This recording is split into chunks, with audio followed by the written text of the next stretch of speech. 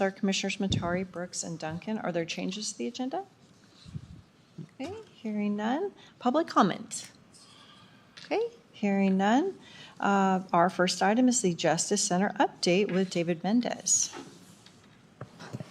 Good morning. David Mendez with Turner and Townsend Erie. I've distributed your update. There's only one new item on this update, but there are some items that I would like to go through.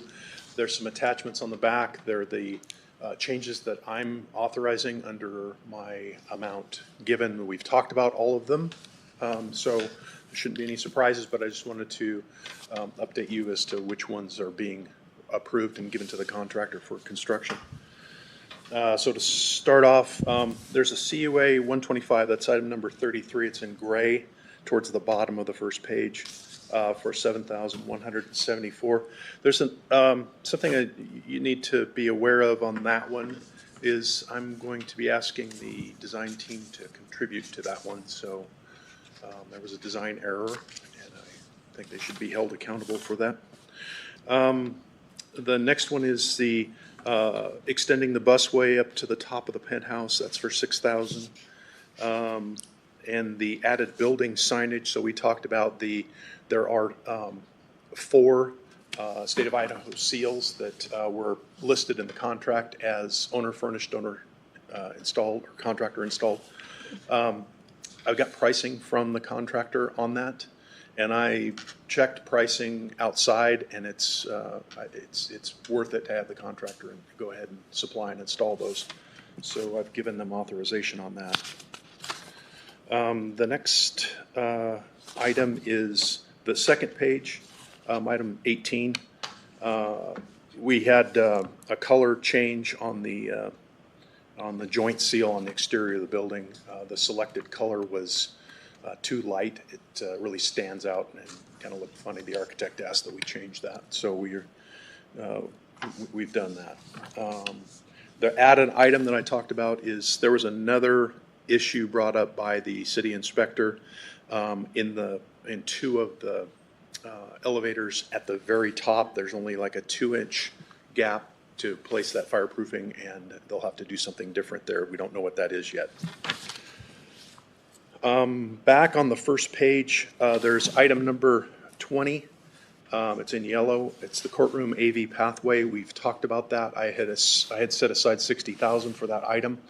Got the pricing in, and it came in at $48,000. That's above my authorization limit, so you'll be seeing that next week for you to review and approve. And I can give you any details that you want on that.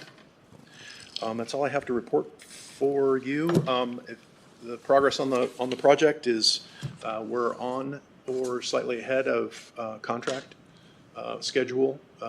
The exterior of the building, they're working their way around from the north to the west, now to the south. That's tented now. We've got temperatures down low enough that they have to heat inside of that plasticed off area so that we can continue to do the exterior finish. That's a masonry product, so that needs to have 48 degrees, I think, in order to do that. So that's progressing as they planned. They intended to do that all along, so figuring that we would be later into the year. The roof is is waterproof. They've put temporary plastic on all the exterior windows that aren't completed on the south and the east sides of the building, and so that's allowing them to they'll start temporary heat inside the building, so they're starting to tape and do the finishes to the gypsum wallboard inside the building. So it's getting to finish it, getting to the point where it's looking finished. So any tours, we have the design team coming out on Thursday. So if you want to join in on that on Thursday, you're certainly welcome. Any questions? Just curious on item 33 on the first page, what % are you going to seek for design to contribute? I'm waiting for the price. So what's going on there is there were lights that were specified and supplied. So it turns out they weren't insulation rated. They're on site. I can't send them back. So I'm going to be looking for the purchase price of those original lights to be covered by someone else. Okay. Okay. All right, thank you. Okay. The thought on that is that had it been specified properly to begin with, we would have had to pay for these more expensive lights and cans in the first place. But the part that we shouldn't have to pay for is the cost of those lights that can't be returned. Yeah, that makes perfect sense. Thank you. Appreciate you looking out for that. Yep. All right, Bill, any? No questions, as usual. All right, thank you. Okay, item 2, Kootenai County Historic Preservation Plan. Now, is it Miss Beebe or Bebe? Ms. Beebe. Beebe, okay. Just wanted to make sure. So we have submitted our draft of the Kootenai County Historic Preservation Plan. I've received feedback from Commissioner Duncan regarding some typographical errors in capitalization that should be addressed. I guess I'm here to stand for mostly questions on the content. I understand, Commissioner Duncan, you have a question about the priority of the goals. Is that correct? Yes. Would you like to start there? Well, sure, unless you have other questions. No, let's start there. Okay. So the prioritization of the goals, if you look at, starting on page number 69, that is the outline of the goals along with the timeline. I can tell you that we have structured our budget for the 25 year to begin with goal number 1, which is the creation of the informational website with historic preservation technical guidance and financial resources, as well as the searchable historic asset database, and the publicly available list of historic preservation educational resources. So that will be our primary goal for the first year. Now, regarding the other goals, we certainly, as an advisory board, take direction from each of you. So this is a 10-year plan. And what we'd like to begin with addressing next would be probably goal 3. That's what we centered the America 250 grant application around. So we'd be focusing on those 2 for the next 2 years. The goals that do come with a cost, to be honest, there's a little bit of division on whether we should prioritize those, and we do need to gain some more information on how we can fund those. So one of our stated purposes here is to form public, nonprofit, and private partnerships.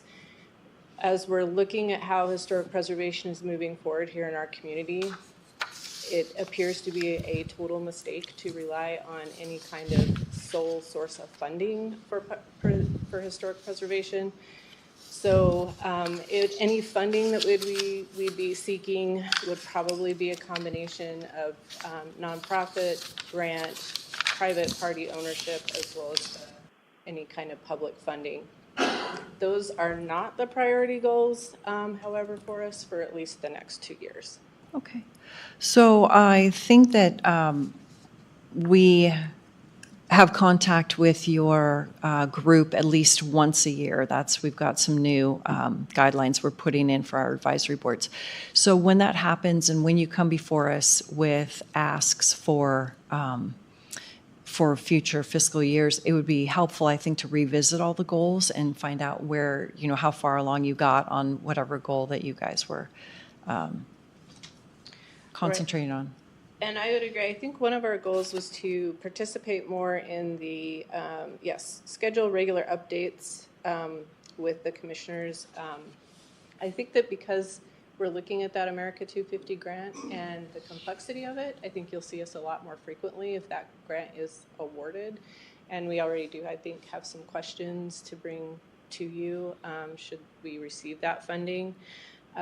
Also, I think that as we develop our budget for the 2026 year and we're looking at celebrating the centennial of the courthouse, that between having our subcommittee as well as ourselves, you'll see us probably at least twice a month to give you an update. That's such a source of civic pride for the people like yourselves who serve in the government here at Kootenai County, and that's what we're celebrating, is that history of the judges and officials and lawyers and police officers that have worked here So we'd like to see that as more of an integrated celebration. Okay. And yeah, let's keep in touch about that America 250 grant, because we also have to weigh what the reporting requirements are versus the amount of money that we're going to get. So, Absolutely. yeah. Yeah. And we did have a question I did promise I would bring forward on that. No need for an answer today. Part of the grant was to develop and have printed historic photographs of the events, the major events here at the Kootenai County Courthouse. It would be a permanent photographic exhibit that we would hope to install here on the campus. And with the development of the new Justice Center, we weren't sure if you had expended any funds towards any art or decorative, kind of design for any of the public spaces. That grant would cover that kind of photographic art and labeling and installation. So we wanted you to be aware that that could be a cost savings option for not only installing that in the old courthouse, but potentially the new courthouse to show that transition of history. It's kind of remarkable that we're putting in that new Justice Center exactly 100 years after we built our first courthouse. Excellent. Okay. Any other questions? Or? Yeah, I was just curious, what was it about the sequence of the goals that was a question? Go I ahead. think funding, because we have already designed our budget that we're using right now to achieve the first goal. So we want to make sure that we're designing our budget and you're approving a budget that you think is funding the goals that are priorities. So that's how we've structured. I don't want to communicate that because we have goal 1, that's our first one, and goal 2, that's the next one, and goal 3, that's the next one. We're actually working individually through some of those goals, not numerically. Okay. Do you have deadlines as to when you hope to get these things done by? Yes, so each goal, so if, for example, action 2C, we have a regular basis. 2B, we have quarterly. Goal number 1 that we're working on right now, we have fall 24 to spring of 2025. That coordinates with our budget year. So we do have some timelines, yes, set for each of those. And again, we left those kind of open-ended simply because we want to make sure that we're structuring our budget along with your budget priority. Well, I think the work you do is good work, especially as we continue to grow. Preserving some of the history here and making it, available for those who move here to understand this place better is important. I just wonder if, many of the challenges that we experience here are the same challenges other communities have experienced, and if there isn't something to glean out of how other historical type societies and preservation commissions have operated and been effective that way, because funding is always going to be a challenge. And so maybe, some other community has a pathway, if you will, that would work well here. That is a really good thought. We actually coordinated with Kangin County, which is the Caldwell-Nampa area. Caldwell-Nampa has probably one of the more developed historic preservation programs. And, it being an Idaho county that's been successful under the same culture, same thought process, similar history, we really coordinated with Kangin County. One of the remarkable things about southeastern Idaho is the devotion to history. So the city of Pocatello and the city of Idaho Falls have also been great guides to us. A number of the goals that you'll see here, we did not invent.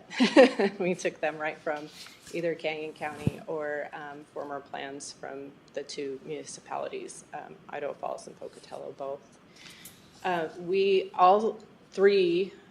Those 3 entities, as well as ourselves, all work with the State Historic Preservation Office, so we have the same resources, same relationships. So they have been a guide, definitely. What about the cities? Have they been approached at all? Yes, so we met with the city of Spirit Lake. They are a historic district. They are developing their own certified local government programs, so they'll be doing their own granting. They have a new relationship with Urban Renewal, which is devoting a significant amount of funds to some preservation efforts in their buildings. We talked with the City of Harrison as well as the Crane Historical Society there. They gave us feedback on the plan that we integrated. They are too small to be a certified local government, so they gave us some feedback on how we can better support them, not financially, but as far as increasing tourism, particularly heritage tourism, and directing them to some resources.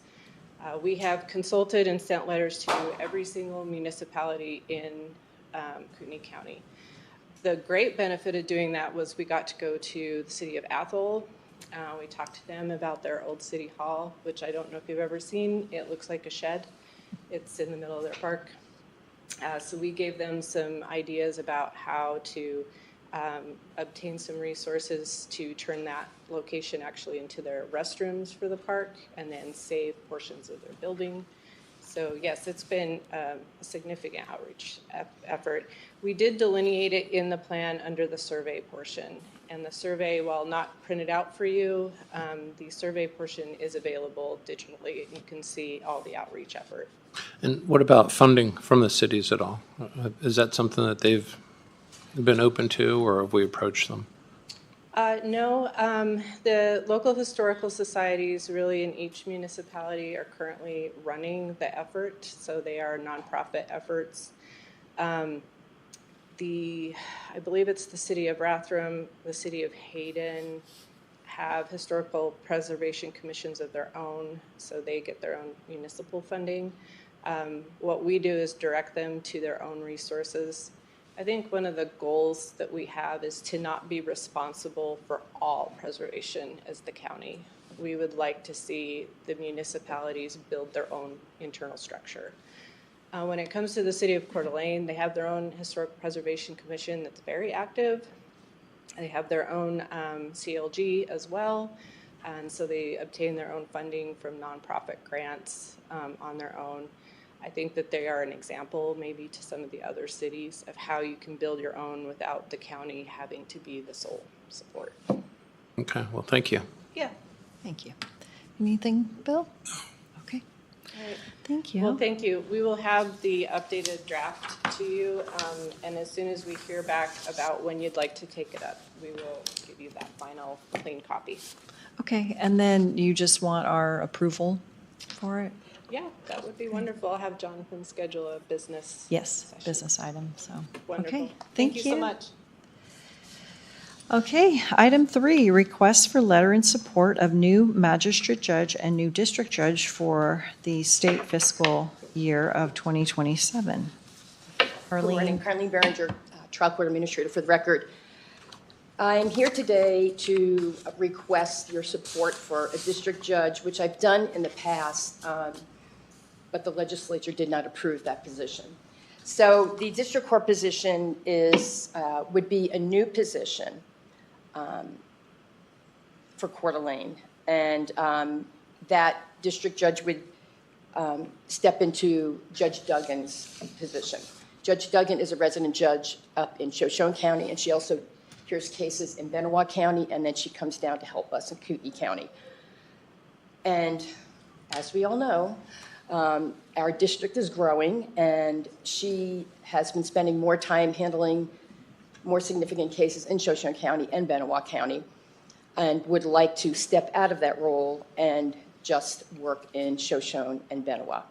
If that happens, then I need a full-time district judge to take her place. We already have chambers, courtroom 14, and staff is already working with Judge Duggan when she does hear cases here. When we originally started having the Shoshone County judge come down, it was Judge Gibler, and it was just, maybe a week at the most. Now it's becoming 2 weeks plus, depending upon the cases and depending upon the trials. So between the windshield time and then trying to do her other court work, she's in a position now where she only has one free day out of court to do decisions. And it's just becoming one of those situations where we really need to have this position approved. Anybody have any questions about the district judge position? So she the only district judge that travels to here? Correct. We did have a Bonner County judge coming down, but we stopped that. The last time we had a Bonner County judge come was for the Howard case. Judge Burris tried that case. Okay. So it's still possible to get other It judges? is, but their caseloads are really high as well. Right. So they don't have the bandwidth. Right. Okay.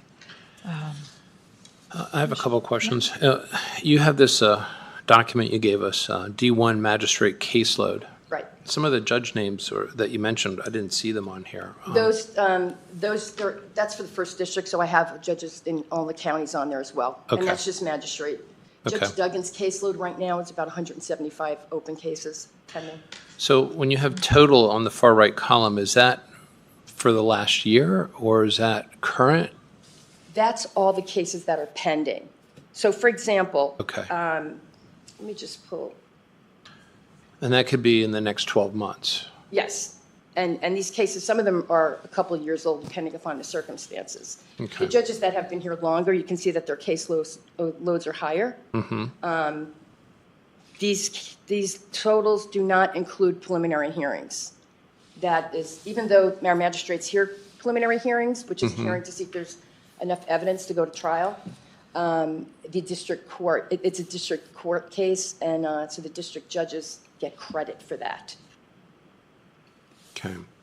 So what's the number, the bogey, if you will, that says, when we start having this average caseload per judge, that's when it's time for us to start getting another judge because there's too much workload for each judge. Right. You can look at the different caseloads, and every district does it differently. But there's a lot of other things that go into that. Like for example, in magistrate court, the preliminary hearings, they're like a small trial, so they're spending a lot of time doing that. So much so now, it used to be like one judge did the preliminary hearings, but now because it's so busy, we have to have backup judges helping them. So when the backup judges are helping them, then that backup judge doesn't have enough time to do prepare any decisions or maybe review juvenile evaluations, things like that. And then that causes them to work a lot of late nights and on the weekends. So it's really, we've come to a point where we're not working normal business hours anymore. It's just too much work. Yeah. The in custodies, I just took a look at a random date. I looked up October 22nd just to see how many in custodies we had for first appearances. And, in years past, you've had probably, I don't know, I'd say maybe 10. And maybe there were, 4 felonies. October 22nd, we had 22 cases that had to be seen on that Tuesday. It wasn't even a Monday. And then 8 felonies. So everything has kind of escalated, and that takes a long time, too. It used to be that we had the judge that presided over the weekend would also be the judge that presided over in custodies on Monday. Now I'm into a situation where I need at least 1.5 to 2 judges just to get through that. Because when one judge was trying to do it, they were here 7 o'clock at night, still processing people, which then disrupts the jail and everybody else. The other thing that's been happening, and again, it's just the nature of the beast, there's an increase in officers walking in requesting search warrants and civil orders of protection, not only during normal business hours, but also on the weekends as well. So it's just, the civil order of protection is a lot of information review before a judge would approve that. So that's something else that's really grown. The other thing, in juvenile court, the judges want to spend time with the juveniles, and their evaluations are about 22 pages each. So there's a lot of prep before you can actually see a juvenile in court. And one of the things we were talking about, I know we met to talk about maybe a dedicated juvenile judge. Now some of the judges are really taking a look at that, thinking that might be the way to go if we did get this new judge, but they'd also like to spearhead a juvenile mental health court. And they feel like that's a real need in the community, and they feel that would really be something that would be helpful to the kids. But we can't do it now without another judge. There's no way that we could take on another treatment court. In other districts, district judges spearhead all of the treatment courts, But, and they did here too, but now, most of my magistrates are doing treatment courts. And those caseloads are pretty hefty. And that requires a lot of time too. So we're just at that point where we're, the caseload, you can see the numbers, but there's all these other things happening in the background that, they're trying to accommodate on a daily basis. Yeah, well, I spent a morning in juvenile court, and I talked with Judge Walsh about that juvenile mental health court. So it seems like a great idea. You're asking basically the board to put together or support a letter, sign a letter I of guess for a letter of support. support for the district judge position and the magistrate position. If in fact you, when I do the budgets for the state, I have got to have support for accommodations like chambers and office and staff from the counties. If this magistrate judge did come on board, we could put that person and his staff in the area where I'm located right now. There would be enough office space after the transition into the expansion for that judge to be there. Well, I'm absolutely convinced that there are numbers that make that case based upon the caseload and so forth. I'm surprised that the state wouldn't approve it for you, but I think that there just needs to be a stronger numerical case for it. The amount of time on average that has to be allocated for each of these different situations that you described, and how it basically exceeds the 40, 50, 60 hours that's required from a judge, and that it's not sustainable. I wish there was a way that we could develop that kind of a reporting system that says now is the time, or at this rate, we're going to need another judge, 6, 12, 18 months into the future. Right. And I've tried to run these reports 3 different ways, and I also did a statewide analysis. And the problem is every county puts their information in differently into Odyssey. So if I try to compare something with Caldwell, it may not be accurate. So I think I'm pretty close with these numbers. I did see a couple things where I have to reach out to the clerk's office because I'm not sure they're closing cases when it's completed, but there might be situations where the judge is keeping it open to have a review. So it's very difficult, and the state really needs to go in and clean it all up. The counties have been doing it by themselves, but again, I'm not sure state numbers would accurately reflect the caseloads that these judges have. So standardizing reporting would be a good step. We used to get a 10-year report, and that stopped after iStars left us. Okay. Well, thank you. Thank you. Any questions? Okay, so it sounds like we have at least 2 of the 3 of us are in support of a letter, so we can put it on the consent calendar. Okay. I think Would you you have. like me to draft the letter and get it to you? Yeah, you can do that. I Yeah, think I have one from the last time. Right, exactly. If you can't find yours from last time, I'm sure my staff has it, so. Okay. Yeah, our staff has it, so. Okay, great. All right, thank you. Thank you. All right, item 4, the Assess, Collect, Distribute Committee update. And it looks like Jill and Dyson, our 2 chief deputies, are.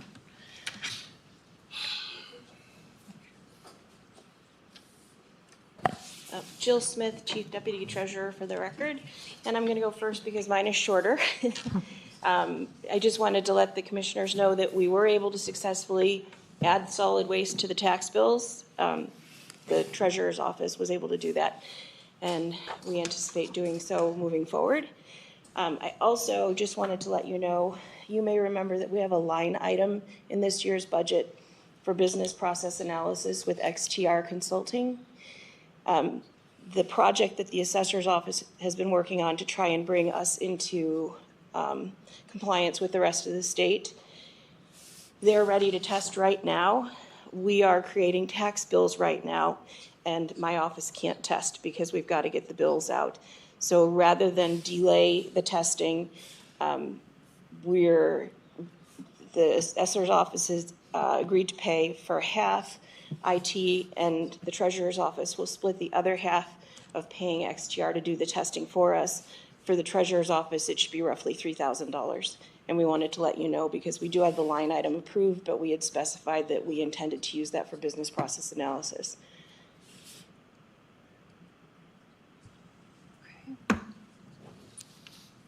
Any questions? If this is the way you recommend doing it, then that sounds fine to me. Yeah, for a relatively minimal financial investment, to not delay them moving forward seems like the right thing to do. Okay. Great, I'll start. So thankfully, this time I have a much more substantial update to give the commissioners regarding our project with XTR. They have finished programming and we have installed the patch for the project on our test 1 server. So we are in the process of testing all of that. What that entails is a lot of parallel testing. So as we move through end of year process and look back at the annual, we're doing it in test 1 and we're doing it in main and comparing the results. They should remain very similar. We are expecting some differences, but XTR was able to balance a new role under the test 1 project, very close to what we actually produced for the annual role, to within, I think, $4, which is about rounding errors for URDs, was what accounted for that.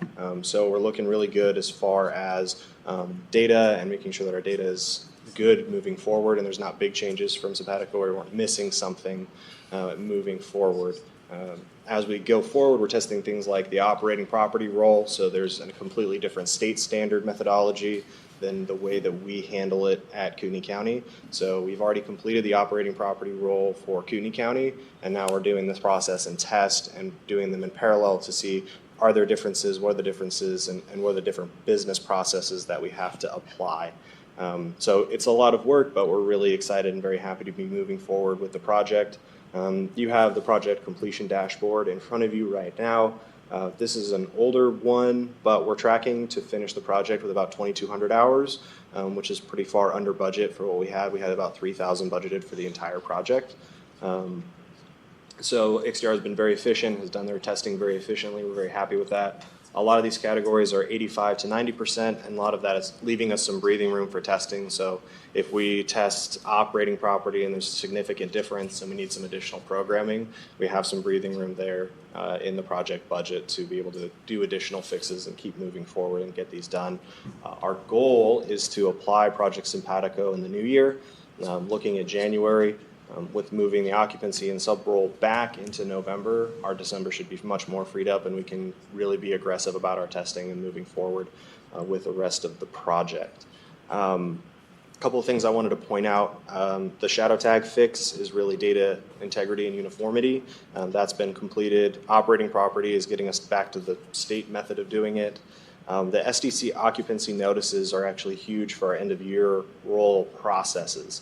The reason is the way the state does it, we can leave our occupancy postings basically flexible in the system, whereas last year we had to move them forward into kind of an inflexible state and cause a lot of problems because if you find a pin that has a problem and it's in the inflexible state, all of a sudden there's a lot of programming that we have to do to back it out.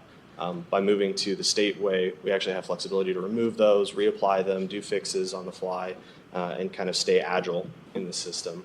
The next two that are really big is the functional calendar and critical AA process steps. The reason I want to draw attention to these is there are a lot of functions in Amentum that don't work in the current configuration. So it's not that Amentum's broken, we just haven't configured our system to leverage these. So modifiers on properties or the way things can be posted or the way corrections can go through the system, those don't really work because of configuration issues. A lot of that will be fixed with Project Simpatico.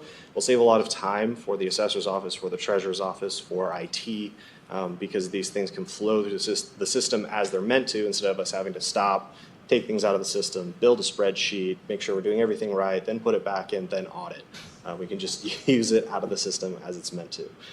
And all of those are part of the current patch and part of what we're testing. Other updates, sub and occupancy roll are looking really good. Our subsequent roll has already been balanced, so we're about ready. We're just holding off in case there's any other transfers. That will be mailed November 18th, And then occupancies, we have about 600 parcels posted. We're balanced to within 1 pin. And we know what the issue with that 1 pin is. And we have about another 600 or so that we're posting this week. And if that holds, we should have those balanced and ready to go by the end of November. So we're looking about exactly on track with the timing that I proposed earlier during the summer, and should have those mailed. And then people will have early December to review their notices instead of the end of December. So looking on track. Great. Questions? Yes, you mentioned, was it shadow tag? Yeah. Can you explain that a little bit? I'm not familiar with that term. Yes, so some taxing authorities have specific requirements for certain types of property, and the way we handled them in the system was to create their own special tag, essentially, and that created a difference in our data from how the state handles everything. So when the state builds a report that's looking at a tag, which is just a grouping for the taxing authority, and they say, what's in there, we now have a totally different structure. So pulling that back and getting it back in state alignment allows us to basically walk in step with them. So if they ship a fix for 30 counties, we're part of those 30 counties now. They don't have to spend extra time programming for us, which the state has been amazing at doing, but it delays everything. So we're usually last to get an update, or they have to spend special effort to get us there. And that will reduce that load. Or we'll have to go to IT or XTR if we can't get it done, because statute doesn't care if we can't get it done, we still have to. And this is one of the big things kind of preventing us from being on the state standard. So you're flagging pins and stuff like that? Or you're flagging records, in essence? Kind of, it's like a grouping. Okay. Is the best way I can describe it. Flag them for a group? Yes. Can I explain that? Kind of. It's a tag is a tax authority group. Okay. Okay. And we have extra tax authority groups, these shadow tags that the rest of the state doesn't use. Okay. And then just a couple other questions. I mean, it sounds like you're making terrific progress. Do you have people who are actually going into the tables and looking at the data to make sure that it looks right too? Yeah, that's what a lot of our testing is both running the TSB reports. So a lot of these should be kind of stock standard reports that we get from the state, but then also going in and looking, all right, does that actually match with what our data is saying? Making sure that we're not taking the report for granted. But yeah, trying to make sure that our data is good.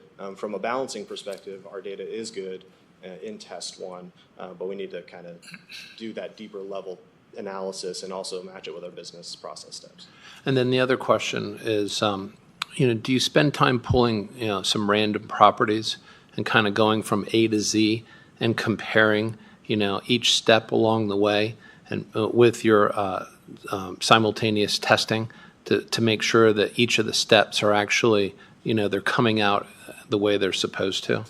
Yeah, we're trying to monitor calculations at every step. One of the reasons that we're working with the treasurer and IT is we want to make sure as we pass these steps forward down the process and we start to calculate taxes for them, we're actually doing really good testing and making sure that we haven't changed something fundamental in the system that's going to affect them that we don't know about.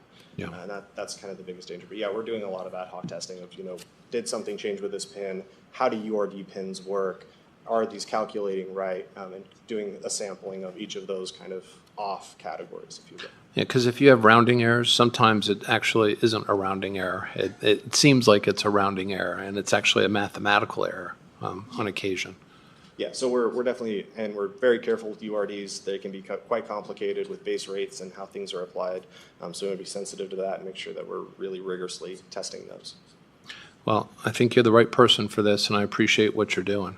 I know it's delicate, and it doesn't have much room for error, if you will. So I look forward to this year being a good year for us to get our notices out in a timely fashion, and that we don't have to address any kind of inaccuracies.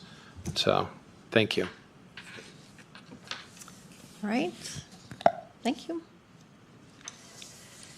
Okay, item 5, authority for Commissioner to approve Section 42 mediation agreement.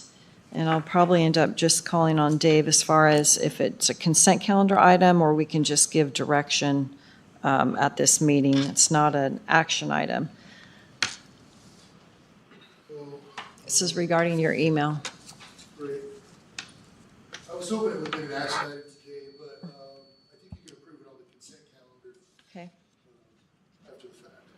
Okay. Yeah, because I think I saw there was a date in December that it needed to be all sewn up by. Okay. All right, I am fine with Commissioner Matari being that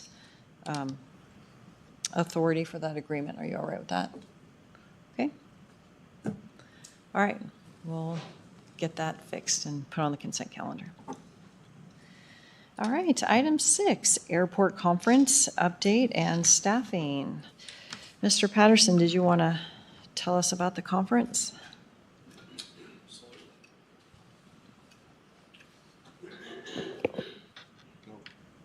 It was on.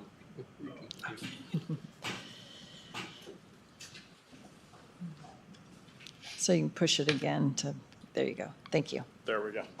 Yeah. Yeah, recently the airport just attended the 2024 MBAA conference down in Las Vegas, which was an amazing event for us to be at. Basically, this is a national event for the United States. Basically, anyone and everything in the aviation industry from around the world, honestly, is in one location. This is from airport operators to fuelers to flight department managers, whether you're tugging aircraft or flying aircraft, it's everything that we deal with. So this was myself, Kim, and one of our duty managers went down there. We all had our own schedules and meetings to make down there. One of the questions that was brought forward was for a airfare that was purchased down. Did you, I mean, I don't want to get into executive session stuff, so I was just looking at an Oh, update, sorry, like, no, yeah. yeah, so essentially, it rolls right into that. I mean, we can get into the executive session or. Okay.